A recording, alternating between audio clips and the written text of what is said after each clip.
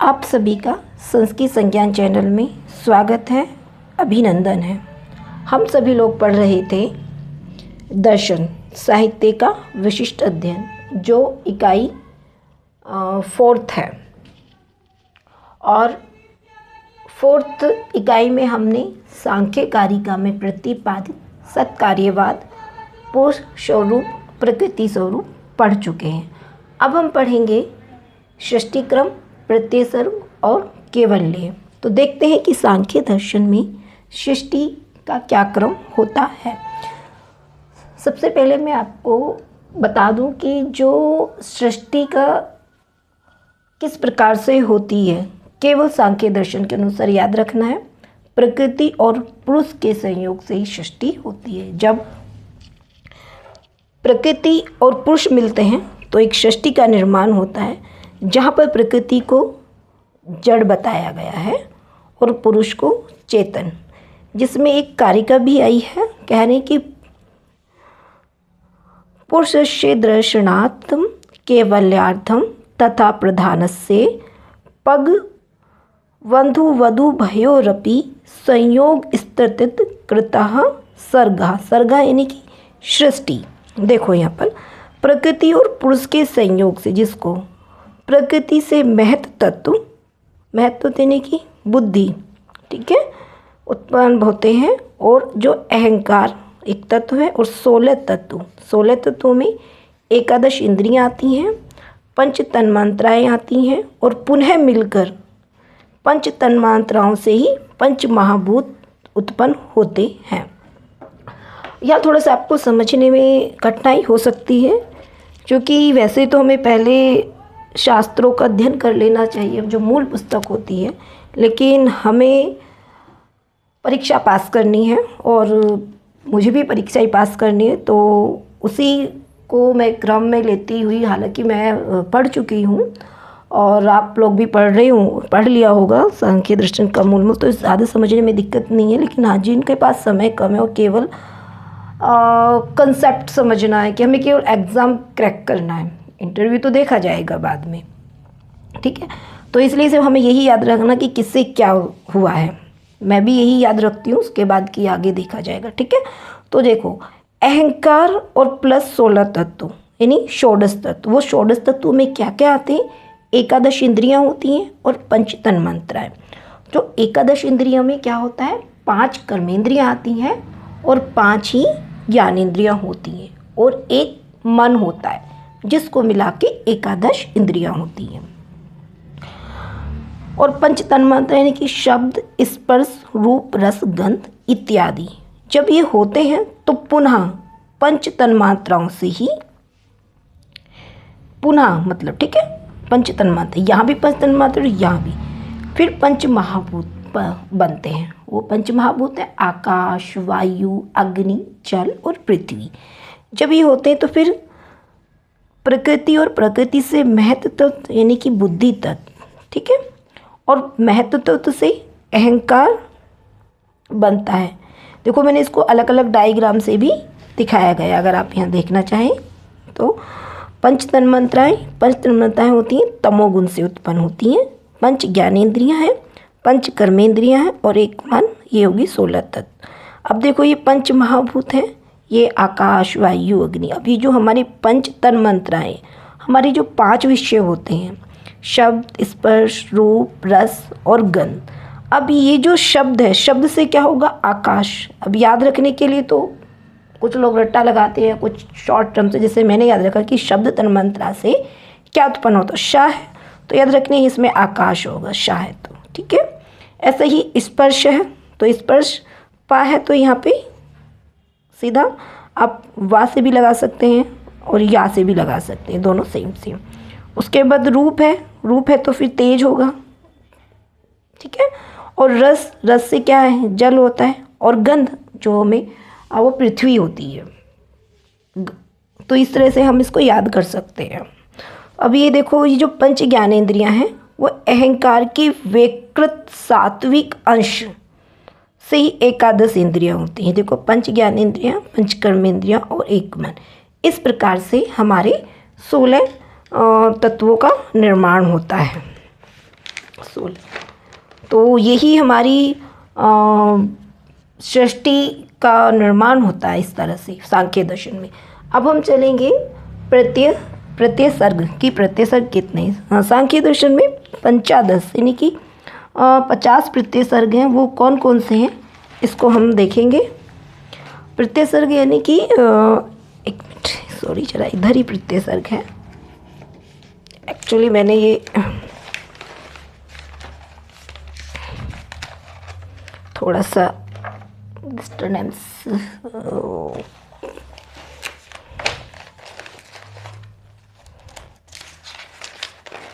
हाँ,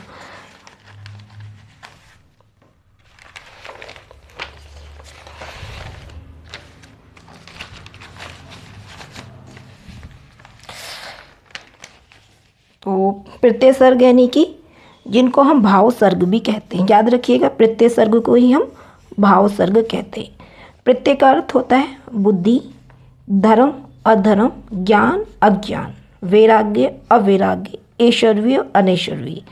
ये बुद्धि के 8 भाव हैं। ये याद रखना कि कितने भाव होते हैं इसमें, 8। धर्म, अधर्म, ज्ञान, अज्ञान, वैराग्य और अवैराग्य इत्यादि। ठीक है। अब आता है, देखो, अब इनके बारे में अलग एक सूक्ति आती है जिसमें इन 50 भेदों का वर्णन किया गया है। तो पहले हम थोड़ा जान लेंगे कि वो कौन सी है।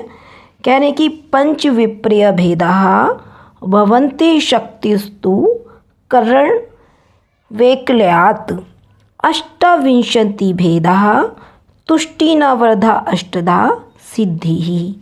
यानी कि पंच विप्रिय भेदा, विप्रिय के 5 भेद होते हैं। भवन्ति शक्तिस्तु कर्ण वैकालित्य, और जो उसको तोड़ेंगे अशक्ति के कर्ण वैकल्यात्, यानी कि अष्टाविंशति, इसके 28 भेद होते हैं। तुष्टि नवरधा, तुष्टि 9 प्रकार की होती है, और अष्टधा सिद्धि ही, और 8 प्रकार की सिद्धि होती है। तो इस प्रकार कुल मिलाकर हमारे पास प्रत्यय सर्ग के 50 भेद होते। अब जानेंगे हम कि विप्रेय क्या है। देखो, मैंने बहुत सरल भाषा में अपने लिए नोट्स बनाए हैं कि मुझे केवल एग्ज़ाम क्रैक करना है, उसके बाद का क्या होगा वो देखा जाएगा। ठीक है। तो कंसेप्ट है सबसे पहले हमारा, विप्रेय को जानेंगे विप्रेय क्या होता है। तो संशय रूप अज्ञान ही विप्रेय है, यानी कि जिस चीज़ में हम संशय कर लें कि हो भी सकता है और नहीं भी हो सकता है, तो वह विप्रेय है। ऐसा जानना ही, ऐसा ज्ञान ही विप्रेय होता है। तो यहाँ पे जो भी मैंने उदाहरण दिए हैं वो भी मैंने सांख्य दर्शन से ही लिए हैं। कह रहे हैं कि जब कोई व्यक्ति किसी स्थानु को देखता है, स्थानु यानी ठूंठ को देखता है, और सोचता है कि ये स्थानु है या प्रेत या कुछ हो, तो यहाँ पे क्लियर ही नहीं कर पा रहा है कि ये स्थानु है, प्रेत है या अन्य कुछ। तो जब इस तरीका मन में एक भ्रांति उत्पन्न होती है, ऐसा अज्ञान उत्पन्न होता है, तो वही विप्रेय है। उसके बाद अशक्ति, जब स्थानों को भली भांति देखने पर भी संशय दूर नहीं होता। क्या, हमने उसको बहुत अच्छे से देखा लेकिन संशय ही दूर नहीं हुआ, तो अशक्ति। अशक्ति यानी असामर्थ्य, उसको समझने में हमारे पास शक्ति ही नहीं है, ऐसा हमको ज्ञान ही प्राप्त नहीं हो रहा है, तो वह अशक्ति होती है। कि हमने स्थानों को देख लिया, मतलब पहले में था विप्रेय, समझ ही नहीं पाया, लेकिन फिर भी हम उसको बार बार देखे जा रहे हैं बहुत अच्छी तरह से, लेकिन फिर भी हमको क्लियर ही नहीं हो रहा, मतलब दूर ही नहीं हो रहा वो संशय, तो यही अशक्ति है। यानी अब चलते तुष्टि, जब उस स्थानों को देखकर व्यक्ति कोई चेष्टा नहीं करता है और ना ही संशय करता है, तो ऐसी बुद्धि को तुष्टि कहा जाएगा। यानी वो क्या होती है, उपेक्षात्मक बुद्धि होती है। एक बार समझेंगे फिर से तुष्टि को, जब उस स्थानों को देखकर व्यक्ति कोई चेष्टा नहीं करता, मतलब उसने स्थानों को देख लिया, कोई क्रिया प्रतिक्रिया नहीं कर रहा है और ना ही वो संशय कर रहा है कि क्या है, कुछ नहीं, मतलब उसमें वो कुछ इंटरेस्ट ही नहीं ले रहा, रुचि ही नहीं ले रहा, तो वही अपेक्षात्मक बुद्धि को तुष्टि कहते हैं। क्योंकि हम जो भी कार्य करते हैं बुद्धि और विवेक का प्रयोग करके ही करते हैं। फिर उसके बाद आता है, देखो, सिद्धि। सिद्धि, परंतु जब निश्चय हो जाए कि स्थानु ही है तो वह सिद्धि है। क्या कह रहे हैं, जब बिल्कुल कंफर्म हो जाए कि यह स्थानु है तो वह सिद्धि होती है। तो हमने यहाँ पर विप्रे, तुष्टि इत्यादि के को जाना, और ये भी जानेंगे साथ में कि देखो शुरू में मैंने बताया था कि विप्रे के 5 भेद होते हैं, अशक्ति के 28 हैं, तुष्टि के 9, सिद्धि के 8, कुल मिलाकर हमारे साथ प्रत्यय सर्ग के 50 भेद उपस्थित हो जाते हैं। यहाँ पे जो अशक्ति है इंद्रियों की विकलता के कारण ही उत्पन्न होती है। इंद्रियाँ हमारी शरीर में उपस्थित है, वो ज्ञान इंद्रियाँ इत्यादि से जो विकलता उत्पन्न होती है उससे हम अशक्ति का निर्माण होता है। अब हम पढ़ेंगे अंतिम। अच्छा, एक बार थोड़ा सा यहाँ भी देख लेते हैं। एक और लिखा है, एष प्रत्यय सर्गो विप्रिया शक्ति तुष्टि सिद्धाख्या गुण वेशर्मे विमृदात तस्य च भेदास्तु 50। कह रहे हैं कि बुद्धि के परिणाम से होने वाली सृष्टि वो 4 प्रकार की, विप्रिय, अशक्ति, तुष्टि और सिद्धि है, और इनके 50 भेद हैं। और शुरू में मैंने आपको हिंदी में बोला था, तो ये इसकी कारिका है। तो बुद्धि के परिणाम से हमें एक दूसरे का विलोम समझ लेंगे कि धर्म है तो अधर्म है, ज्ञान है तो अज्ञान है, वैराग्य तो अवैराग्य है, ईश्वरय है तो अनीश्वरीय है। अब इनका कभी कभी क्वेश्चंस में आता है कि इनका अंतर्भाव किस में होता है। जैसे पूछ ले कि धर्म का अंतर्भाव किस में होता है, तो हमको बताना है विप्रे। तो ये याद रखिए कि धर्म का अंतर्भाव विप्रे में होता है, और ज्ञान का अशक्ति, ये याद रखना, ठीक से भी हम रख सकते हैं। जैसे ज्ञान है तो अज्ञान है, तो सीधा आकनी शक्ति। वैराग्य है तो तुष्टि होगी, और ऐश्वर्य होगा तो सिद्धि होगी। बहुत सरल है, बस थोड़ा सा हम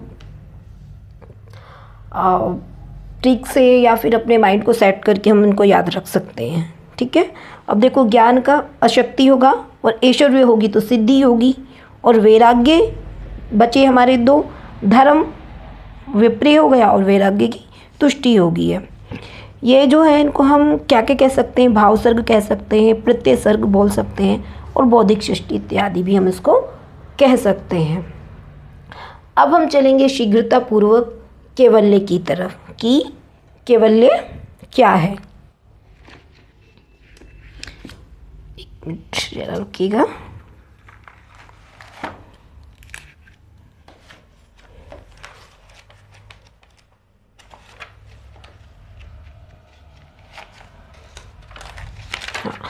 तो कैवल्य यानी कि अपवर्ग, अपवर्ग यानी मोक्ष। इसको हर दर्शन में अलग अलग नाम से संबोधित किया गया है। तो अपवर्ग का तात्पर्य होता है मोक्ष। मोक्ष की प्राप्ति प्रकृति पुरुष विवेक ज्ञान से ही मिलती है। जिस कहा गई व्यक्ति अव्यक्त विज्ञानात्, यानी प्रकृति और पुरुष विवेक ज्ञान से। विवेक ज्ञान होने पर पुरुष बंधन से मुक्त हो जाता है। किससे मुक्त हो जाता है? बंधन से। और वह प्रकृति के रंग मंच पर जाकर नृत्य करने लगता है। एक इसमें आई थी सुक्ति, वो कह रहे हैं कि रंग से दर्शित्वा निवर्तते नर्तकी यथा नृत्यात् पुरुषस्य तथा आत्मानं प्रकाशे निवर्तते प्रकृति ही। ये सांख्य कारिका की 59 कारिका है।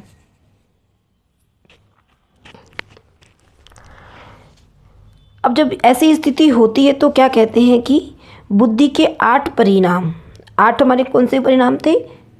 धर्म अधर्म, ज्ञान अज्ञान, वैराग्य अवैराग्य, ऐश्वर्य अनैश्वर्य नष्ट हो जाते हैं। कब? जब हमको मोक्ष मिलता है, जब हमको कैवल्य प्राप्त होता है। किंतु फिर भी वह कुम्हार की चाक की तरह पुरुष शरीर को धारण करता है। क्यों करता है? अगर क्वेश्चन आ जाए, संस्कारों के कारण से। किस लिए धारण कर, मतलब ऐसा क्या है कि उसने, उसकी सभी चीज़ें ये नष्ट हो चुकी हैं, धर्म अधर्म ज्ञान अज्ञान इत्यादि नष्ट हो चुका है, लेकिन वो पुरुष फिर भी शरीर धारण करता है। तो उसका कारण क्या है? संस्कार। और वह कैसा होता है? कुम्हार की चाक। जैसे कुम्हार का जो चाक होता है उसमें बार बार जो घड़ा बनता है, वो जो घूमता है, उसी तरह से जब संस्कार समाप्त हो जाते हैं, देखो इसके कार्य का सम्यक ज्ञानाधिगमात् धर्मादीनां कारान् प्राप्तो तिष्ठति संस्कार वशांश चक्र भ्रमवद धृत शरीरः। जब संस्कार समाप्त हो जाते हैं तो शरीर भी नहीं रहता और पुरुष मोक्ष को प्राप्त कर लेता है। कहते हैं कि 68वीं कारिका में प्राप्ते शरीर भेदे चरित्रात्वात् प्रधान विनिवृत्तो एकांतिक मात्यमितिक मुभव्यम केवल्य मापनोति। तो ये हमने सांख्य दर्शन के अनुसार केवल्य जाना। और अब हम पढ़ेंगे, अगला हमारे पास ग्रंथ है वेदांत सार। तो वेदांत सार में भी हम ऐसे ही पढ़ेंगे जो हमारे पाठ्यक्रम में। धन्यवाद।